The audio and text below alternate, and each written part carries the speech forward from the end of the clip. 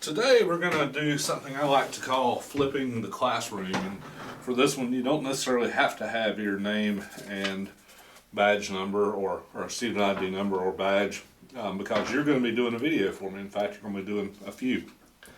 So the very first thing and what you'll need for this one is your 4 resistors that you have, your unknown and your 3 that are together, your wires, and a power source. And I'll let you choose whether that's 1 battery, 2 batteries, 3 batteries, however many batteries. You won't even need a switch unless you just want a switch in here. Totally up to you. But what I want you to do is I want you to put 3 resistors in series. So you've got 4, but I want you to choose 3. You can use just these 3, or you can add this one in and only use 2 of these. Totally up to you. And I'm going to wire one, and I'm going to show you the measurements I make. And the 3 that you use need to be different than mine, so that you can definitely have your own unique video. So I'll make sure I use this guy because I suspect many of you will want to use just these 3 since they're together. But it's totally up to you. So when I wire, and again I need 3 resistors, and that means I'm going to leave my source, go into the first resistor, and out of that resistor I'll go into another, out of that resistor I'll go into another, and out of that resistor I'll return back to my source. So I will go out of my source at the positive side. You can start on the negative if you wish, totally up to you. And I'll put my wire in here.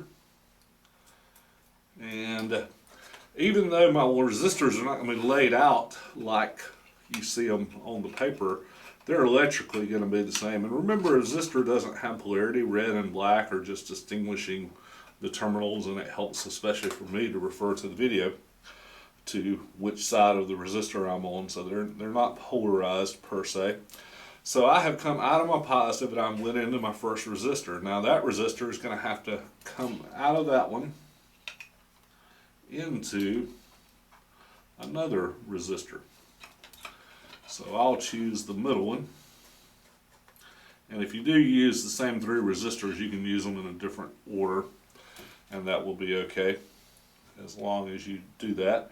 So thus far I have come out of my positive into, so let's start, and I'll use both hands, out of my positive into my first resistor, out of that resistor into my second. Now I've got to come out of my second and go into my third.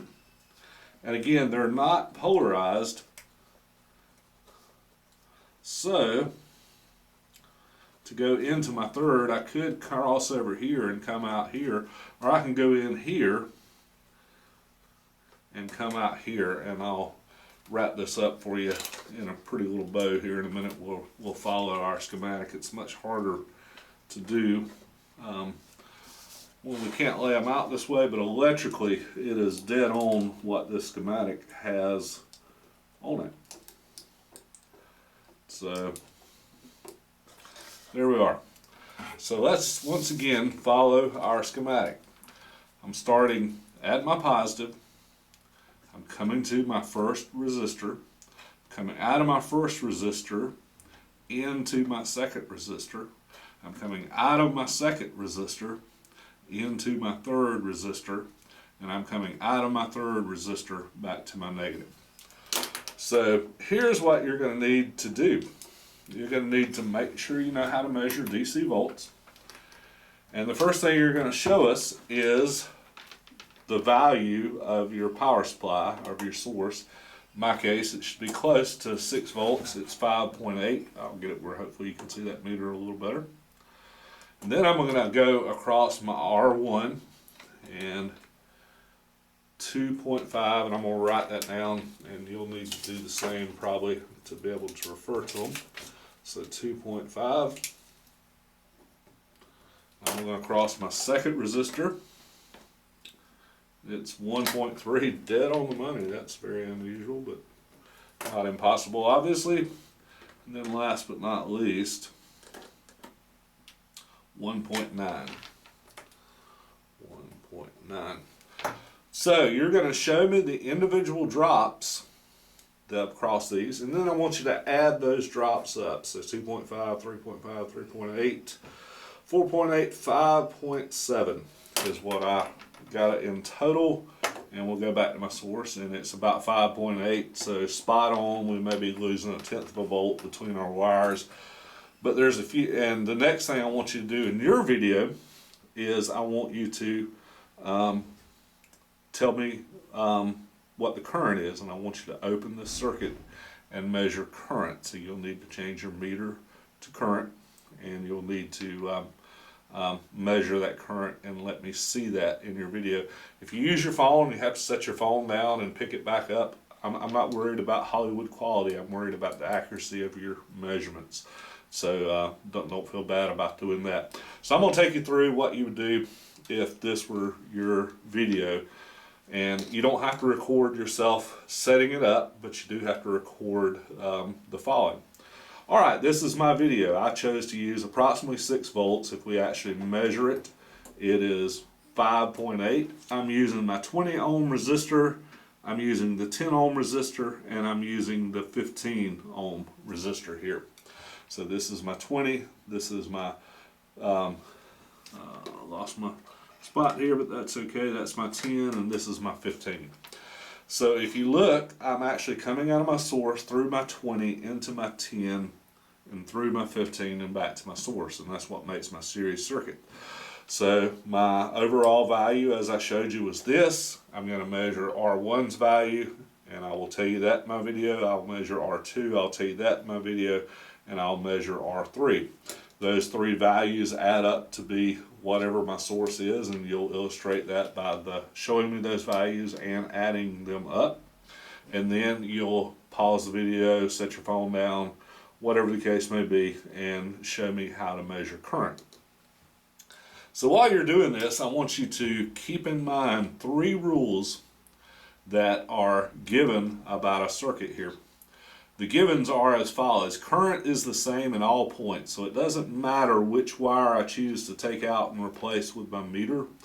I'll measure the same current. You're welcome to do multiple wires. Just make sure you return the wire that you took out before you take another one off. The sum of the voltage drops of each resistor should equal the applied voltage, and we measured 5.8 here. We measured 2.5, 1.3, and 1.9. which is 5.7, so that proves that. Now total resistance is equal to the sum of all the resistors. So let's do that. I haven't done this yet, so I'm going to put Ohm's law up here on the paper. I'll use this pen, it writes better, and I'll let you see this in a moment. Ohm's law says V equals I times R. V being the voltage, I being the current, and R being the resistance. Now we can calculate that current that we think should be there. So the very first thing, we know we're bringing in approximately 5.8 volts. So I'm going to put 5.8 on the top because 5.8 is the V, and that's on top of here. Now my total resistance is going to be 20 plus 10 plus 15, so my total resistance is 35 ohms. So I can calculate current. I can divide 5.8 volts by 35 ohms, and Leah is going to need a calculator for that because it's way too early in the morning for that kind of math. 5.8 divided by 35 equals 0.165 amps. So let's write that down. Now that is theoretical, but we should measure close to that, and I'm going to write the other way of expressing that. We can express that either as 0.165 amps or 165 milliamps. And the reason I like seeing that 0 there, it lets me know that there's a decimal point after the 0. So those two are the same units. So we're actually going to measure that now and prove that we've got somewhere close to that. So I can use the milliamp side because I know that's what it's going to be. I'm going to make sure my DC is here. I'm going to take out a wire. This one looks like a good candidate. Remember, I'm going to the middle here. I'm going to the end of this guy, and we're going to measure. So 125, that's close. Let's make sure I got my values right. So 10 and 15 is 25. My values are incorrect. They're 45 ohms, not 35 ohms. That will do it every time, so let's do a recalculation. I'll mark this out, mark that out, and that's one of the things you have to watch out about, is making sure. And let's do that again with the right values this time. So my apologies, but that's why we check things, and that's why we calculate theoreticals. 5.8 divided by 45 is 0.128 amps, or 128 milliamps right here. So I think we measured 125. We'll go back and do it, but bottom line, I added my resistors up wrong. Hopefully you caught that and you're wondering, why is this guy ranting? But there we go, 128, we're reading 125. That's pretty darn close, because we're off by 3/1000th of an amp. So just to recap, I need to make sure your video has the following. You don't have to necessarily draw this out. You don't have to necessarily express these rules, but you may need to answer some questions about these rules in a test. But what I want to know from you in your video, what is your source voltage? I want you to tell me, and then I want you to measure it. I want to know what 3 resistors you're using and their value. Then I want you to make the measurements of your source, make the measurements across your 3 resistors, add those 3 resistors up, add those 3 voltage drops across your resistors up. So recap, measure voltage source, measure drops across resistors, add those 3 drops together, and show me that those 3 drops equal this value. And then I want you to measure the current. And you don't have to do the calculation like I did. You're welcome to do that. You're welcome to make that part of your video, but it's certainly not required there. So those are the things I'm looking for.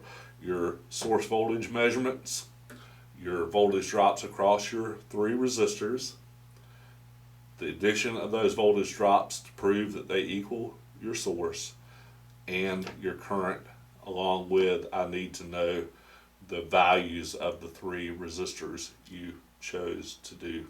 So that's it. Let's flip the classroom time, make me a video again. You're not Steven Spielberg, and certainly by now you know I'm not either. It doesn't have to be Hollywood production. I'm wanting the accuracy of your experiment is what I'm wanting there. So there we go.